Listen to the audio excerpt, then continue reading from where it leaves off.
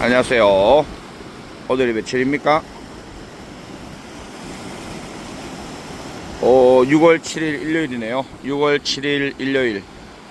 와, 하늘 보세요. 새까맣습니다. 하늘 새까맣고 파도도 장난 아닙니다. 와, 파도 소리 좀 들어보세요.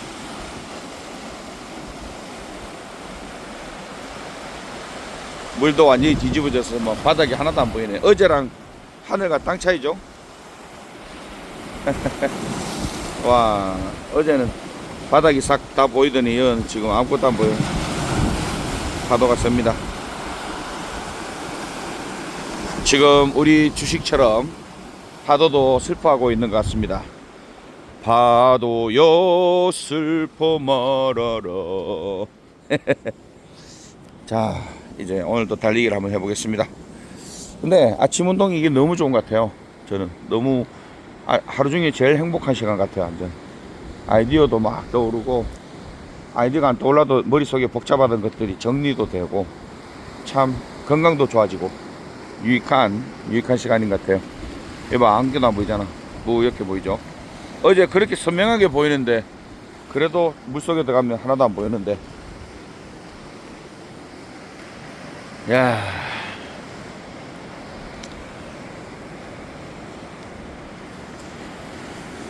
지금 우리 주식시장에 안 좋은 소식만 계속 나오고 있죠. 아니야, 좋은 소식도 좀 있긴 있어. 근데 제일 안 좋은 소식은 제가 봤을 때 뭐였지? 갑자기 생각 안 나노. 일단 트럼프 관세. 아니, 이 와중에 또 관세 얘기까지 꺼내가지고 왜 이렇게 스트레스밖에 안 돼? 트럼프 새끼 정말 짜증나게 합니다. 그 다음에 중동 전쟁이 더 심해지는 것 같던데, 이란이 미친듯이 뭐 미사일 쏴가지고 뭐 사람도 많이 죽고 이랬대요. 자세하게 보지는 않았어요. 저희 어머니도 오늘은 운동 나왔어요. 담이랑 바닷가 쫙 걷는다고. 내가 어제 일출 이쁘다고 일출 보러 가자고 그래 꼬셨는데 오늘 일출은 걸러 먹었죠. 근데 자연이라는 게 참 신기한 게요, 이런 와중에 또 해가 싹 올라오면 또 색다른 어떤 멋을 보여줄지 몰라요. 아무것도 안 보여주고 그냥 이러다 갑자기 환해질 수도 있겠지만, 저는 새해 첫날에 어디 일출 보겠다고 어디 뭐 특별한 장소에 올라가거나 막 그랬을 때 한 번도 제대로 본 적이 없어요. 매번 이런 식으로 구름 안개 끼고 막 이래가지고 뭐 해가 중천에 떠가지고 갑자기 해 탁 나오는 그런, 오늘이 그리고 마라톤 하는 날입니다. 여기가 14km 지점이네. 제주 국제 관광 마라톤 축제를 하는 날입니다. 어디서 출발하는지 모르겠지만 여기가 14km 지점입니다. 여기서 해가지고 저쪽 평대 쪽으로 해서 글로 올라가는 것 같습니다. 그죠? 아무튼 또 안 좋은 소식이 있었는데 뭐였더라? 기억이 안 난다. 좋은 소식은 제이슨왕이 그나마 상당히 좋은 소식을 가져왔죠. 제이슨왕이 어제 제가 영상에서 말씀드렸던 그런 피지컬 AI 관련된 뭐 전부 다 반도체 얘기입니다. 그 안에 전부 다 반도체 들어갈 거고요. 대신 이제 그동안 주목받지 못했던 LG나 네이버나 두산이나 뭐 이런 것들이 이제 특별한 수혜주가 되겠죠. 근데 그것도 뭐 거의 선반영으로 다 들어가는 것 같지 않던가요? 제이슨왕 오기도 전에 상한가 막 때려보고 그러더만. 그러니까 우리는 정보가 늦어. 걔네는 뭐 다 알고 있었던 거야. 그래서 미리 상한가가 막 가고, 그죠? 그래 상한가 가는 거 보고 따라 들어가면 늦는다 이 말이야. 그래서 제이슨왕 효과는 거품 빠지면서, 거품이 아니고 뭐죠? 재료 소멸, 선반영으로 이제는 오히려 하락으로 가지 않을까, 저는 그렇게 생각합니다. 그래서 지금 고점에 막 올라타면 안 되겠죠. 나중에 진짜로 이제 엔비디아랑 이제 또 사인할 때, 근데 사인하는 것도요, 얘네들은 한 일주일 전에 이미 알아. 내부자 소식도 다 나올 것이고, 그죠? 그래서 엔비디아 뭐 임원이나 직원들 통해서 주변 사람 아름아름 뭐 뭐 지네끼리 증권사에 뒷돈 받아 처먹고 정보 살짝 흘려주고 뭐 이런 거 있지 않을까요? 없다고 확신할 수 있을까요? 그러니까 그런 상황에서 우리가 정보를 미리 알고 들어간다? 불가능합니다. 그리고 걔네들 언제 쌓여날지 우리가 어떻게 알아? 그래서 이럴 때 이런 종목들 공략을 할 때는 어떤 방법으로 해야 되냐면, 지금 제천항 왔다 가서 한 번은 또 제로소멸로 훅 빠지겠죠. 훅 빠지면 그냥 들어가는 거야. 아니면 빠지자마자 바로 들어갈 필요 없어. 왜냐면 당분간 다시 급등 안 나오거든. 그러면 쭉 있다가 뭐 어느 정도 이제 순환매 들어올 때 됐다 그러거나 뭐 좀 시기를 좀 당겨서, 그죠?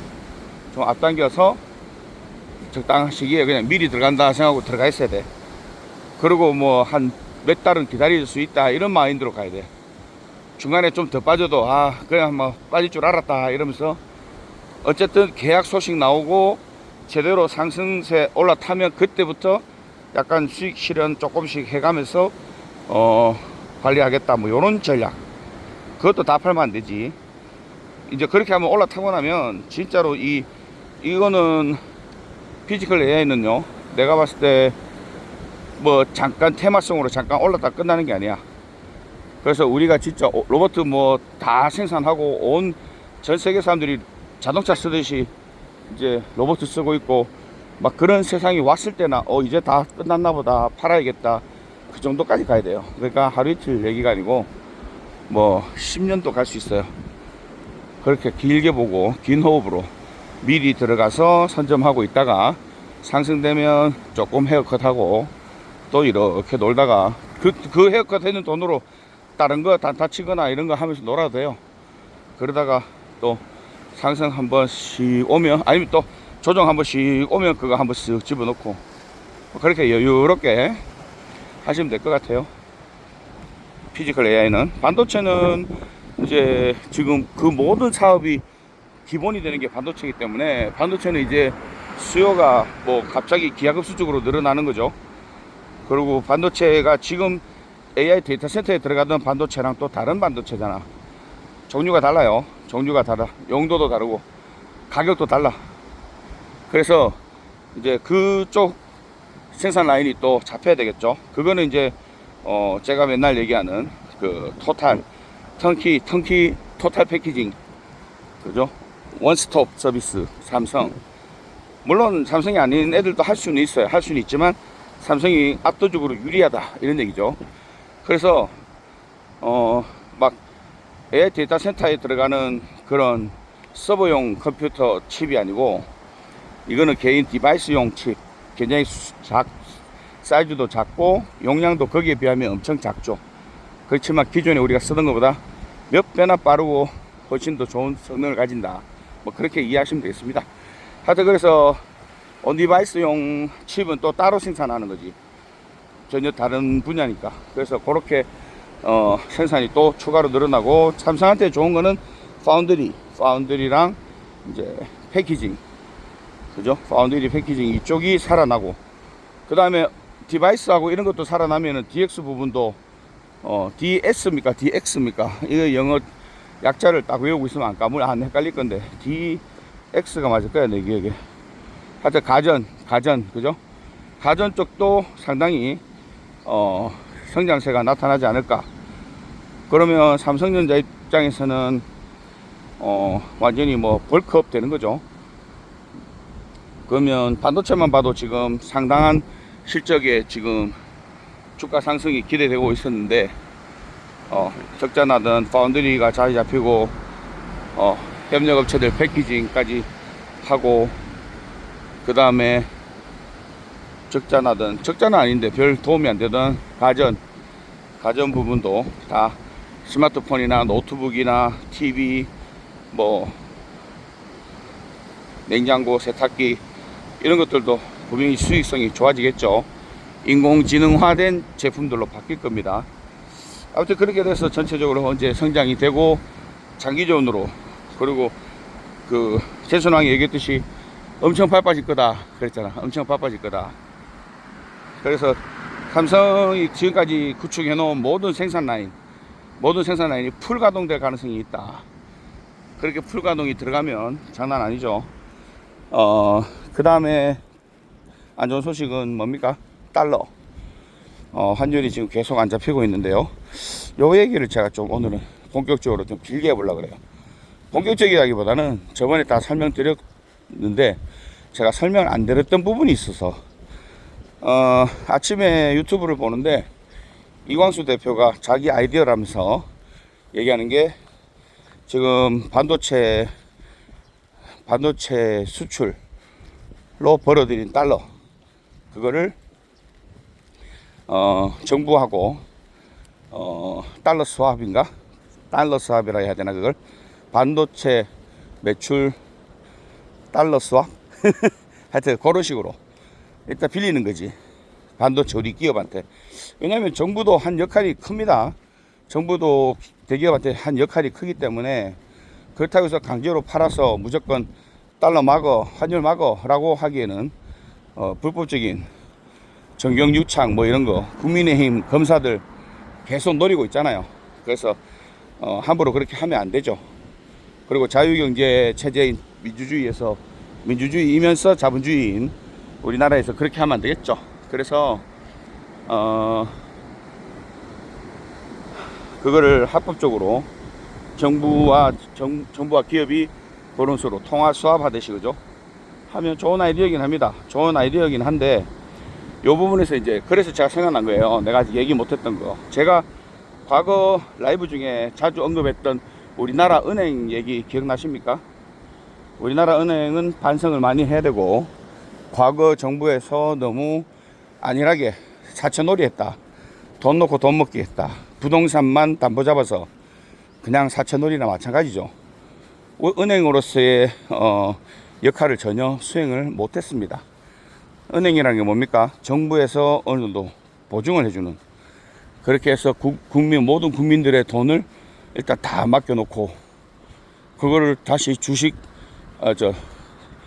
부동산 담보 안전하게 잡아놓고 대출해주고 그걸 정부에서 부동산 띄우고 이게 뭡니까 이게? 대국민을 상대로 폰지 사기 치는 거랑 뭐가 달라요? 정말 그런 세상을 지금까지 살아왔어요. 그거를 다시 이 카르텔을 끊어내기가 쉽지 않습니다. 수십 년간 이어온 카르텔이기 때문에 하루아침에 그게 끊어지지가 않습니다. 굉장히 어렵고요. 그리고 체제적으로도 이미 고착화돼 버려서 뭐 하나 바꾸면 이쪽이 삐끄덕거리고 저쪽이 삐끄덕거리고 그런 부작용들이 많이 있습니다. 그래서 부작용 조금만 나면 뭐라 그래요? 국민의힘하고 저쪽에서 계속 공격을 하겠죠. 또 그거 봐라 뭐 똑바로 안 된다 뭐 어쩐다 하면서 막 그럴 거예요. 그러니까 쉽지 않습니다. 중요한 건 그래서 은행들은 이미 훈련이 안 돼 있어. 외국처럼 그러니까 쉽게 말하면 결론만 얘기할게요. 지금 예전에 뉴스 본 적 있어요. 삼성인가 SK하이닉스인가 돈을 가져와서 얘네들이 금고 안에 넣어놓을 수는 없잖아요. 뭐 금으로 바꿔서 갖다 놓을 거야? 달러를 뭐 맞잖아요. 환전을 해서 한국 돈으로 바꿔도 받아줄 은행이 없는 거예요. 금액이 너무 커. 무슨 말이냐면 이 큰 금액을 맡기면 어떻게든 이자를 줘야 될 거 아니에요. 그 이자 줄 자신이 없는 거야. 특히 지금 이재명 정부 들어서 부동산을 때려잡고 있고 대출도 규제를 해놔서 부동산 담보대출로 막 다 풀 수도 없어. 금액이 너무 천문학적이야. 그러니까 이것들이 해본 짓이 없잖아.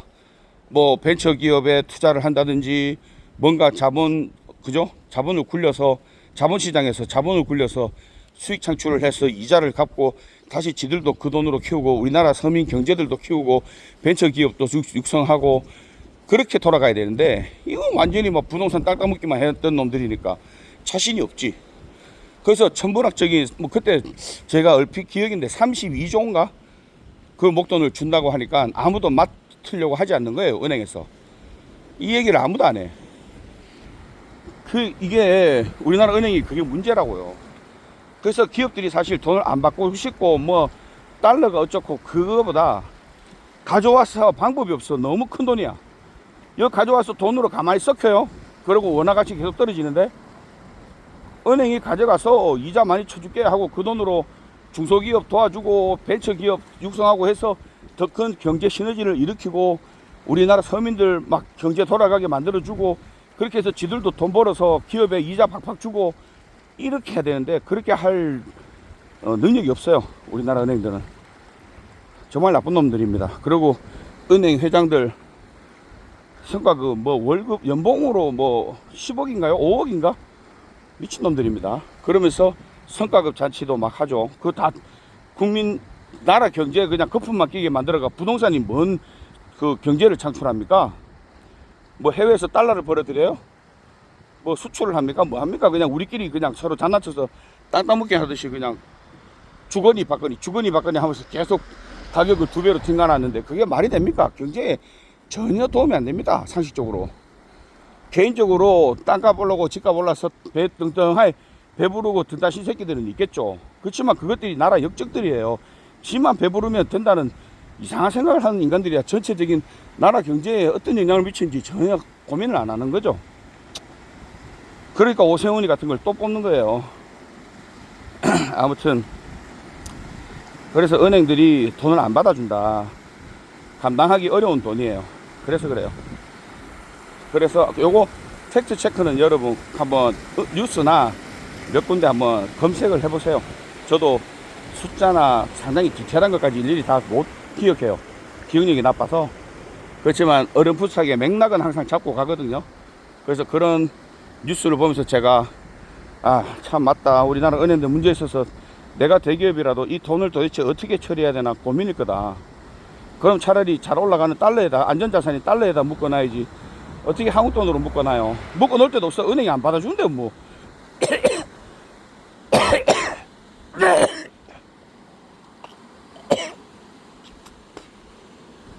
와. 뭐.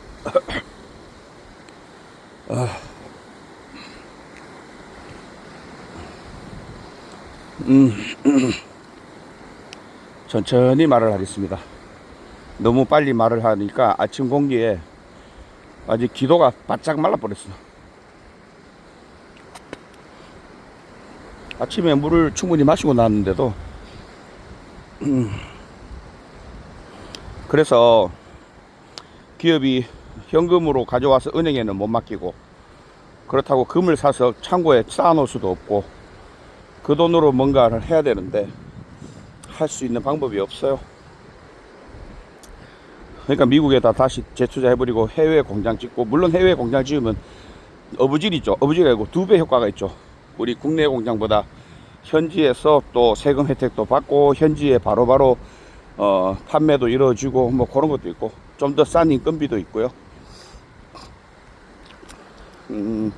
우리 노조 파업 같은 문제도 요즘에 겪었잖아요, 그죠? 그래서 해외 투자는 계속 늘려야 되는 건 맞습니다.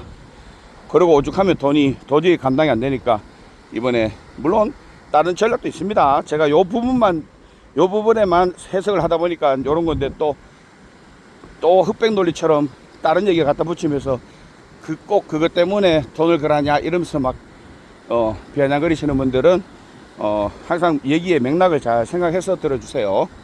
지금은 요 분야만 설명하기 때문에 그런 거고요. 다른 이유도 있겠지. 세상에 돌아가는 뭐 선택이나 이런 거 할 때 꼭 한 가지 이유만으로 하지 않죠. 여러 가지 이유 중에 이것도 영향을 미친다라고 생각해 주시면 되겠습니다. 그래서 요번에 엔트로피인가요?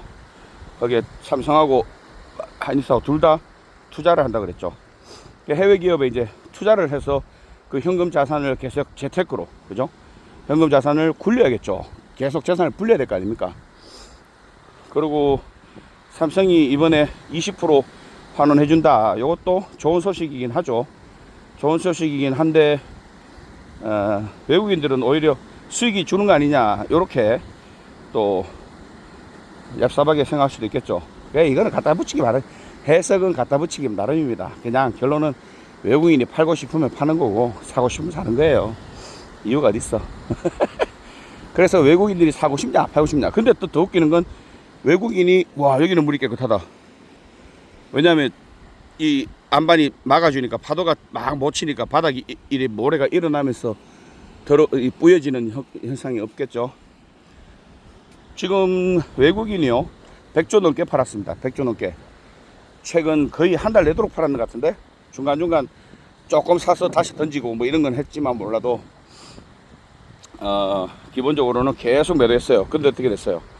주가가 그렇게 따지면 그 사람들 원리라면, 그 사람들이 말하는 논리대로라면 평대로 가는 게 아니고 일로 왔다가 일로 돌아가나? 아니네. 하여튼 그래서 주가가 이미 10만 전자로 다시 돌아갔어야 돼. 근데 어떻게 됐어요? 도로 30만 전자를 넘어서 버렸죠. 우리나라 개인들 그리고 기관들, 그 다음에 수학개미들도 조금 역할을 했을 겁니다. 왜냐면 요즘 금융투자 쪽에서 계속 매출이 일어난 게, 매출이란다. 매수가 일어난 게 바로 걔네 개인 투자자들 해서 들어오는 게 우리나라 ETF로 잡히기 때문에 금융투자로 잡힐 겁니다. 요것도 여러분 팩트 체크 한번 해보세요. 돈의 루트. 그러니까 외국계 기관으로 잡히는 게 아니고요. 요거는 지금 MSCI 편입되기 전에 약간의 편법처럼 만든 거라서 우리나라 증권회사가 ETF를 만들고, 그죠? 파생 상품을 만들고, 그걸 외국 기관이, 증권회사가 또 그 파생 상품을 연계를 지어서 미국에다가 또 ETF를 만들어. 그래서 미국 개인들이 그 ETF를 사면 미국이나 해외, 그냥 미국이라 할까, 그냥 하여튼 외국 그 ETF, 지금은 미국 맞지? 미국 시장에서 들어왔으니까 거기에도 전 세계 돈이 다 들어옵니다. 꼭 미국 돈만 들어오는 게 아니고 어쨌든 그걸로 돈이 들어와. 그럼 그 증권사가 다시 한국에 그 ETF를 만든 파생상품 거기에다가 배팅을 해. 그러면 그 들어온 돈으로 다시 삼성전자를 사. 예를 들면 삼성전자라 치면 자금 흐름이 그렇습니다. 그래서 그거는 수급이 무엇으로 분석을 하느냐? 금융투자로 분석을 합니다. 외국인이 아니고. 그래서 거기서도 많이 수급을 잡아줬고, 그 다음에 기타 법인, 이제 자사주 매입에서도 조금 잡아주고, 그렇지만 대부분은 우리 개인들이 그 수급을 다 받아내면서 오히려 역으로 끌어올려 버렸다. 그러면 외국인이 던진다고 해서 많이 빠질까요? 그렇진 않겠죠. 근데 요즘 왜 빠져요? 너무 고점인 것도 있고, 지금 달러가 정말 눈에 본 적도 없는 달러 환율 막 1500 이제 60원인가요? 이렇게 가니까 무서운 거야. 옛날에 과거에 이런 경우에 막 금융위기 온다 그러고 막 그랬거든. 지금도 그런 소리 하면서 막 온 천지 막 지금 공포에 질려가지고 막 겁주고 뭐 대폭락 시나리오 온다 뭐 어쩐다 그러는데, 아니 원리로, 그러니까 제가 다시 한번 설명하지만 외국인은 던지고 싶으면 던져요. 무슨 이유를 대든. 근데 외국인이 지금까지 안 던졌냐고. 던졌는데 36만 원 왔잖아. 그러면 달러가 높든 미국에 뭐 전쟁이 나든 미국 국채 금리가 떨어지든 외국인이 또 던지겠지. 또 던지는데 그거를 쫄아서 개인까지 제대로 안 받쳐주고 그냥 같이 던지거나 하방으로 더 밑으로 계속 더 밑으로 걸어버리니까 그쪽으로 계속 떨어져 내려가는 거지 뭐. 예전처럼 아싸 저점이다 그러면서 받아내고는 다시 끌어올려 버려도 되는데, 근데 그렇게 해도 위험한 겁니다. 왜냐하면 외국인의 물량은 우리가 상상을 초월할 정도로 많아요. 그래서 외국인이 작정하고 던지려고 하면 다 빠지겠지. 근데 제가 여기서 포인트가 뭐냐면 외국인은 지금 다 던지고 도망가는 포지션이 아니라는 거예요. 그냥 적당하게 자산 분배예요. 달러 올라가네? 삼성 지금 이미 많이 벌었는데 한 300% 수익인데, 야 수익 300%인데 그중에 수익 난 거 100%만 팔자. 그래도 200% 수익이야. 그러니까 비중은 자꾸 늘어난다고요. 비중을 줄이고 야 여기 이제 이 한국 시장 끝났어 다 떠나야 돼, 이게 아니라니까. 그래서 대폭락 나올 만큼 막 자기가 가진 물량 다 털어낼 정도로 던지지 않는다고요. 그렇게 안 던지면 뭡니까? 대폭락이 오진 않는다니까. 최고로 많이 던진 게 1300만 주예요. 하루에 1300만 주를 던졌었는데요, 외국인만. 그래서 1300만 주 이상 뭐 예를 들어서 걔네들이 버릴 것 같으면요 한 5천만 주 버려버리지. 그리고 삼성전자 망하든지 말든지 그렇게 하는 게 아니라는 거예요. 그렇게 할 이유도 없고, 아직까지 펀더멘탈은 좋다. 우리나라 수출 무역 수출 수지 뭐 무역 흑자 수지 다 좋잖아요. MSCI가 이번에 또 우리나라 예상치를 또 상향 조정했어요. OECD도 상향 조정하고 MSCI도 상향 조정했어요. 그러니까 한국의 경제 구조가 튼튼하다. 그래서 한국 경제가 막 취약해서 나가는 거면 도미노 현상이 일어나면서 주가가 순식간에 많이 빠질 수 있습니다. 그때는 너도 나도 서로 팔려고 그러기 때문에 떠받칠 사람이 없어. 근데 여기서 개인들이 쫄아가지고 같이 던지잖아. 그러면 굳이 나라 경제는 튼튼한데도 그냥 쓸데없이 공포심에 다 던져놓고 저점 오면 외국인은 나는 그냥 헤어컷 한 것 뿐인데 니들 막 왜 던져?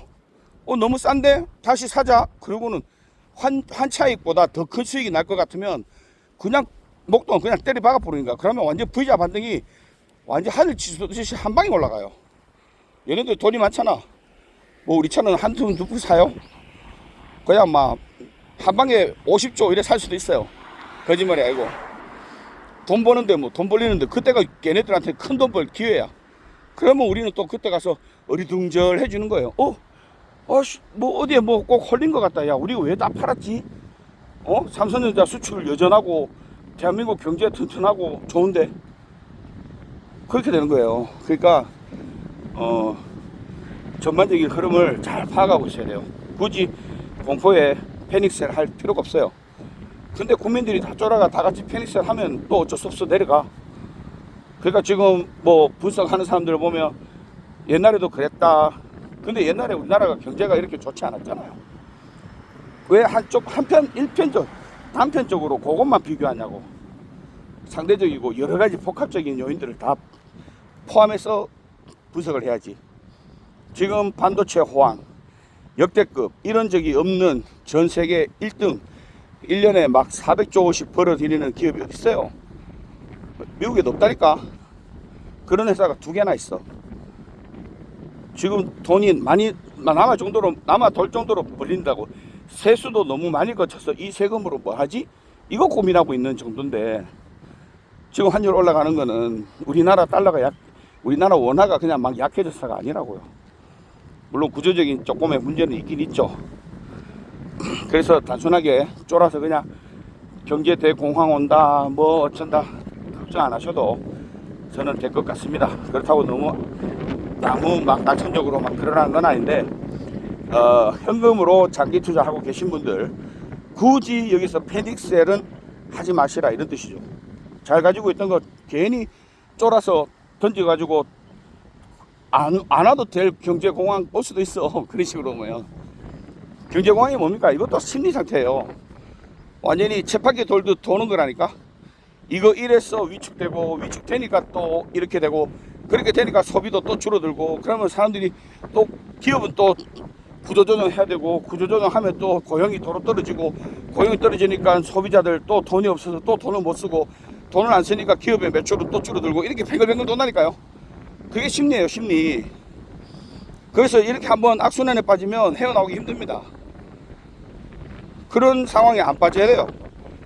중요한 거는 우리가 똑똑하게 생각해. 핵심만 우리나라가 지금 망할 지경으로 힘드냐? 돈은 못 벌고 무역 적자고 계속 빚이 늘어나고 그런 상황이냐? 이것만 보면 돼요. 그래서 지금 상황에서는 패닉셀까지는 할 필요 없고요. 지금 저점인데 사야 되나요? 저 같으면 사요. 이렇게 말씀드렸던 건 다 산다는 게 아니고 지금 바로 반등 줄 수도 있죠. 바로 하락했다가 반등 줄 수도 있어요. 아침부터 월요일날 패닉셀이 나올 수도 있겠죠. 패닉셀이 나오고 특히 B2 미수나 신용은요 조금만 더 빠지면 원금까지 많이 날리고 다시 회복하기가 굉장히 힘듭니다.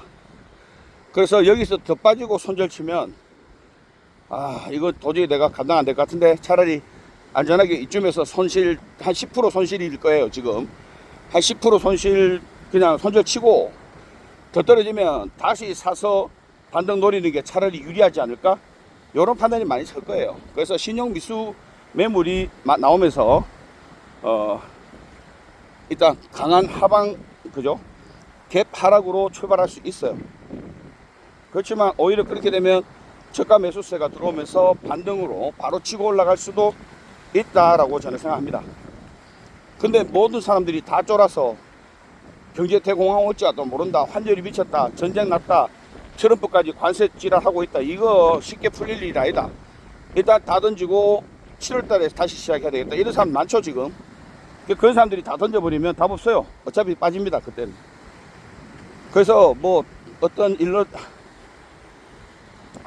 그 어떤 뭐 전문가든 뭐 유튜버든 누가 말하든 여러분들 그 사람들 말 이래 갖다 붙이면 이렇고 저래 갖다 붙이면 저래요. 정답은 없습니다. 핵심만 잘 생각하세요. 과연 내가 던지는 게 맞느냐. 너도 나도 던지면 다 빠지는 겁니다. 그건 어쩔 수 없어요. 근데 과연 사람들이 다 같이 그렇게 정신 바짝 잡고 다 버텨줄 것이냐. 이 심리 싸움, 이제 거의 심리 싸움이에요. 근데 저는 만약에 더 빠지면요, 외국인들 사드릴 것 같아요. 아니면 기관이나, 기관 안 돼요. 연기금 풀베팅이야. 연기금 풀베팅이라 더 이상 매수할 만한 여력이 없고요. 잠깐은 살 수 있죠. 잠깐 살 수 있어도 큰 물량은 못 사요. 그리고 이런 상황에서 큰 물량 배팅 때리면 혹시라도 잘못됐을 때 그 원망과 지탄을 받아야 되니까 그런 무리한 배팅을 안 하겠죠. 자기들 돈도 아니고. 그러니까 그럴 거고요. 우리나라 기관들도 아마 그렇게까지 무리하게 배팅을 못 할 거예요. 그러면 다들 관망이거나 관망해서 일단 외국인이 얼마나 더 던지는지부터 쳐다봐야 돼요. 근데 우리 개미들이 아침 8시부터 그냥 지뢰 쫄아가지고 막 던지면 그건 뭐야 그건 뭐 그냥 지는 싸움이죠. 저걸 알고 나를 알아야 된다. 그래서 정말로 이럴 때는 우리 국민들이 그러니까 제 유튜브가 한 1000만 명은 됐으면 좋겠어. 그래서 제가 막 선동해서 사라 막 이렇게 할 건 아니고 그냥 관망해 봅시다. 외국인들이 과연 던지는지 사는지 관망하면서 상황을 지켜보고 판단합시다. 그렇게만 해도요, 이 국면이 상당히 진전됩니다. 근데 처음부터 막 추격 매수한다고 아니면 저 밑에 저점 난다고 완전 저점 보지도 않았는데 조금 밑에 막 걸어놓으면 계속 내려가요. 그 가격에. 근데 더 살 사람이 아무도 없잖아요. 얘네들이 누구한테 팔 거야? 못 판다고. 하여튼 그런 좀 지혜가 좀 필요한 시기입니다. 그래서 그렇게 좀 됐으면 좋겠는데 뭐 망가치는 안 되겠죠. 다시 정리하자면 우리가 지금 악재와 호재도 같이 겹쳐 있고 중요한 건 상당히 고점 위치에 있는 것도 사실입니다. 순식간에 30만원을 뚫고 37만원까지 논스톱으로 올라갔다가 33만원까지 살짝 조정을 받고 있는 건데요. 여기서 반등이 나와줘서 36만원 정도로 횡보를 해주면 상당히 안심권이죠. 돈은 못 벌어도 안심되는 위치다. 그렇게 해서 좀 장기적으로 거기서 좀 쉬어가면 제일 좋은데요. 횡보하면서 눈치 서로 보는 거지. 여기서 이제 추가 하락이 나오면 30만원 선이 간당간당 합니다. 그래서 여기서 30만원이 깨지냐 안 깨지냐가 굉장히 중요한 포인트가 될 것 같습니다. 그래서 아마 30%까지 30만원까지 가면요 8점 한 5% 한 9% 빠질 겁니다. 그래서 9% 빠지면 10% 빠지면 30만원 깨지는 거예요. 지금 가격에서 10%가 빠지면 30만원 선이 깨지는 거고요. 만약에 5% 정도만 빠진다 그러면 30만원은 안 깨지는 상황. 그리고 뭐 VR 발동돼서 10% 찍고 잽싸게 다시 한 5% 선에서 끄덕대다가 한 마이너스 3%나 2%까지 회복해줘도 뭐 상당히 긍정적이죠. 긍정적이고 지금 그렇게 되면은 미수나 신용들은 거기서 더 이상 못 버티겠죠. 못 버티고. 왜냐하면 장기화가 되면 제가 항상 말씀드리지만 등락이 계속 있는 게 차라리 좋습니다. 근데 계속 하락하거나 하락해가지고 횡보해버리면 신용 미수는 다 죽습니다. 그냥 털어내야 돼요. 레버리지도 마찬가지입니다. 레버리지는 횡보만 해도 다 죽어요. 그 증권사 이자에 성과급에 수수료에 성과급이라 하나 대행료라 하나 대행료 같은 개념으로 돈이 계속 빠집니다. 매일매일 정상에서 빠져요. 그러면 횡보를 그냥 가지고만 있어도 계속 돈이 줄어듭니다. 그래서 요번에 조금 장기전으로 가버리면 작살난다. 그것만 생각하면 되겠습니다. 그래서 이번 주 목요일 날 내마녀의 날이죠. 이번 주 목요일이 내마녀의 날인데 과연 외국인들은 요 내마녀의 날에 전략을 어떻게 짜고 있을까? 옵션 만기라고 해서요 무조건 내려가는 게 아닙니다. 지금 하방으로 숏으로 쳤던 옵션 같은 경우에는 다시 콜로 만회해야 되겠죠. 그래가지고 청산을 해야 되잖아. 그러니까 뭐 반대로 막 마감하는 거지. 마감 친다고 다시 막 사들이면서 갑자기 또 상승세가 나올 수도 있습니다. 아니면 사실 옵션 쪽은 이야기 설명하기가 저도 뭐 그렇게 선수급이 아니라서 잘 모릅니다. 그래서 막 디테일하게 설명드리기에는 설명 자체가 어려워. 그 분야가. 그래서 하여튼 그런 상황이라 뭐 이렇게 보고요. 중요한 건 이런 전문가들이 막 이 말 저 말 어려운 말 섞어서 막 설명해도 결론은 하나입니다. 외국인이 팔고 싶으면 파는 거예요. 그리고 외국인이 판다고 무조건 떨어지는 것도 아닙니다. 37만원까지 올 때 외국인들 계속 팔았어요. 우리의 심리 상태가 중요하다. 근데 내 혼자 긍정적이라고 되는 건 아니다. 집단지성, 단체, 전체가 어떤 식으로 생각하느냐, 과반이 어떤 식으로 생각하느냐. 지금 과반이 지금 공포에 질려있죠. 이게 뉴스고 뭐고 전부 지금 조심해라, 대폭 나온다, 뭐 어째라 이런 식으로 겁을 줍니다. 지금 공포에 살아가는 게 이런 상황에서 물론 걱정되니까 그렇게 뉴스를 내보내주는 것도 뭐 그걸 꼭 잘못됐다고 얘기하는 건 아닌데요. 왜냐면 자기 자산을 지키라고 걱정돼서 하는 소리다 이렇게 얘기하면 할 말 없잖아. 근데 또 멕시컨들이 너무 다 같이 막 공포 분위기를 조성하면 그건 뭐 나라 망하라는 얘기밖에 안 되지 뭐. 외국인 던지는데 개인들도 던지고 기관도 던지고 그러면 뭐 순식간에 폭락이 말입니까? 그냥 뭐 100%도 빠질 수 있겠지 뭐. 안 그래요? 그러니까 너무 이렇게 공포 분위기 조성해서 막 그렇게 이 의도적으로 그렇게 하는 사람들도 있긴 있겠죠. 저점에 살려고. 삼성전자가 많이 올랐으니까 지들은 사지도 못하고 고버스 막 사놓고 뭐 그런 것도 있을 거고. 주식시장이라는 게 그렇게 단순하게 뭐 1 더하기 1은 2다 이런 식으로 해석이 되는 게 아닙니다. 굉장히 복잡해요. 그래서 우리가 너무 생각하면 생각할수록 머리 복잡해. 그럴 때 보통 제가 사업을 하거나 뭘 하든 주로 복잡할 때는요 오히려 단순화 시키는 걸 좋아합니다. 핵심만 보면 돼요. 핵심이 뭡니까? 삼성의 펀더멘탈은 과연 무너졌는가?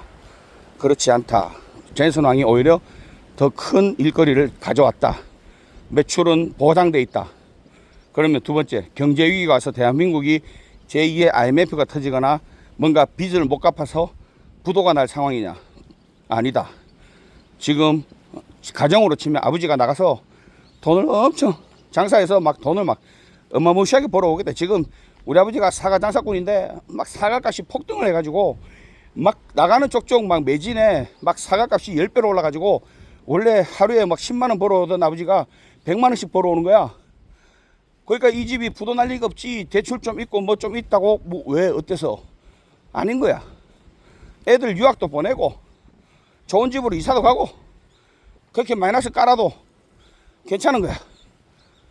그래서 지금 돈이 그런 식으로 집값으로 나가고 애들 유학비로 나가도 벌어들일 돈이 더 크기 때문에 전혀 걱정할 게 아니다. 우리나라의 경제 기반은 OECD가 더 좋게 지금 평가를 계속 위로 높이고 있고 이번에 MSCI도 또 높이고 있다.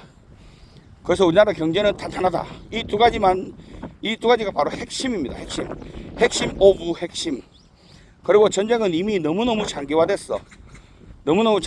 이제 와서 전쟁 이슈가 주가 시장을 다 갈아엎어 먹는다고? 그건 아닙니다. 그 다음에 AI 거품론. 그렇지 않아요. AI는 오히려 더 다양화되고 더 우리 삶 속에 깊숙이 생각보다 더 빨리 들어오고 있어요. 그렇게 왜 하냐? 실질적인 결과를 보여줘야 되기 때문에. 아직까지 결과가 안 나오니까 다들 뭐지 계속 돈이 들어가기만 하고 벌어들이는 게 없네? 이런 생각을 하는 거야. 아버지가 사과 장사하는데 사과 값이 폭등했다고 지금 막 그 사과 농장에 막 찾아가서 막 밭대기로 막 아도를 치는 거야. 돈 주고. 야, 이 밭 내가 다 살게. 이거 다 살게. 계속 그러는 거야. 그 사과를 팔아야 돈인데 계속 가수원을 사들이고 있네. 그러면서 돈이 모자라서 또 어디 가서 돈 막 대출 땡기가 막 빌려오고 있네. 그래서 사과 오늘 100상자 팔았는데 1000상자를 더 사는 거야. 그러니까 막 팔아가 많이 남아도 조금씩 적자가 나는 거야. 근데 그게 막 한 달 넘어가고 이러니까 막 불안한 거지. 불안한 거야. 과연 이러다가 부도 나는 거 아닌가? 우리 말고 빅테크들. 그 불안 심리에 이제는 너무 과한 슈팅이 아니냐, 거품이 아니냐, 좀 쉬어갈 때 안 됐냐, 뭐 이런 개념입니다. 그러다 보니까 반도체 위주로 또 많이 상승했던 것들 위주로 지금 조금씩 쫄아서 수익 실현하고 좀 지켜보자. 요 정도로 생각하면 됩니다. 저는 그렇게 분석합니다. 저는 그런 식으로 분석하고 있기 때문에 아무튼 아직까지도 오늘 일요일입니다. 지금까지도 엄청 좋은 소식은 아직 안 나오고 있다. 젠슨 황빨 괜찮은 소식은 나왔고요. 오늘 구체적으로 더 뭐 대단한 사인이 나오면 좋은데 엔비디아도 지금 뭐 7%막 이래 빠지고 있죠. 그러니까 아직까지 젠슨 황의 말빨은 크게 안 먹힐 것 같고요. 중요한 건 이제 미국 쪽에서 좋은 소식이 좀 나와줘야 되겠죠. 분위기가 그렇게 한 방에 뭐 좋은 소식이 나올 만한 건 아직 기대되는 건 없습니다. 근데 뭐 제가 생각 못한 뭔가가 터져 나올 수도 있겠죠. 그리고 그런 게 안 나와도 이만하면 조정 많이 된 것 같다. 아, 여기 음료수는 하나 사 먹어야겠다. 한 것 같다 해서 좀 매수세가 좀 들어와 줄 수도 있겠죠. 아무튼 우리 다들 너무 걱정하지 마시고 빠져도 안 팔면 된다. 안 팔면 되고요. 새로 진입하시는 분들은 지극히 냉철하게 잘 생각해 보시고 주목산의 10단계 분할 매매를 꼭 지키셔서 야금야금 사보시길 바랍니다. 이제는 1%가 아니에요. 야금야금 사시는 거는 약간 10단계 분할하되 스윙처럼 조금 텀을 두고 이 정도면 저점이 같은데 하면 1단계 들어가고 1% 내려간다고 바로 사지 말고 한참 두고 봐요. 뭐 8시장에 한번 사고 10시장에 한번 변동성 나오는 시간들 알잖아 우리. 그리고 뭐 12시에 보고 뭐 빠지면 또 한번 사고 뭐 11시나 12, 오후 1시나 2시에 또 그럼 정류장 마감에 또 한번 사고 애프터 종가에 한번 사고 뭐 이런 식으로 이 정도로 텀을 두고 그렇게 10단계 분할 매매로 살살 접근을 해보시는 것도 괜찮고요. 새로운 레버리지 하시면 안 됩니다. 하지 마세요. 그리고 앞으로 제 영상 보면서 미수 막 풀베팅 같이 저처럼 무조건 따라 들어가서 풀베팅 하신 분들도 있는 것 같고 막 비투를 너무 많이 하셔요. 그래서 지금 4레벨 멤버십을 아예 없애버릴까도 고민 중입니다. 나는 망해도 되는데 많은 공부도 안 하고 막 그렇게 따라서 사시는 분들이 많아서 그러면 피해자가 너무 많이 나와요. 그래 나는 하지 말라고 경고를 했음에도 불구하고 계속 하니까 물론 내 책임은 아니죠. 따라하지 말라고 했는데 그래도 제가 마음이 아파요. 그러고 꼭 내 때문인 것 같고 그래서 그 부분을 제가 이거 아예 진영 기술을 가르쳐 주지 말까. 근데 내 계좌를 오픈 안 할 수는 없고 고민을 하고 있습니다. 어떻게 하면 좋을 건지. 아무튼 오늘 영상 이렇게 마무리하도록 하겠습니다. 월요일 오늘도 즐겁게 우리가 막 울면서 하루 종일 보낸다고 또 주가가 좋아지는 거나 국제 상황이 좋아지지 않습니다. 그냥 즐겁게 주말 보내고 월요일날 내려가면 어떻게 하고 올라가면 어떻게 해야 되겠다. 대응 전략 세워보시기 바랍니다. 그리고 여러 번 말하지만 이미 사고 계시고 고점에 물리신 분들 쫄지 마세요. 그냥 기다리면 됩니다. 저는 그렇게 할 것 같습니다. 괜히 건드려서 저점에 더 빠지면 사야지. 그 뜻대로 자신 있으면 해보세요. 안 될 가능성이 굉장히 높습니다. 그냥 있는 게 가장 좋을 수도 있고요. 더 좋은 방법은 빠질 때마다 가진 돈 빚내지 마시고요. 가진 돈으로 물타기 과감하게 하시면 뭐 변단이 얼마 안 내려와도 어쨌든 저점에 단 한 주라도 더 사면 반등이 나왔을 때 그 한 주가 수익을 만들어 주겠죠. 아무튼 그런 전략으로 가시면 될 것 같습니다. 진영미수 추가로 지금 쓰시는 분들 절대 안 되고요. 저점에서 들어가 봐야지. 저점 아닐 수 있어요. 뭐 돈을 그렇게 막 도박처럼 벌려고 하지 마세요. 저도 이제 절대 그런 거 안 보여드릴게요. 내가 자꾸 그래서 그런 것 같아. 야 중산 저렇게 하는데 막 벌더라. 나도 그냥 막 질러야 되겠다. 이렇게 제가 너무 그런 분위기를 조장한 거 아닌가 그런 반성을 좀 합니다. 그래서 앞으로는 저도 웬만하면 10단계 분할 철저하게 좀 지키려고. 근데 그렇게 하면 내 재산 늘어나는 게 너무 느린데. 어쨌든 그런 부분 고민 좀 해보겠습니다. 오늘 하루도 화이팅 하십시오.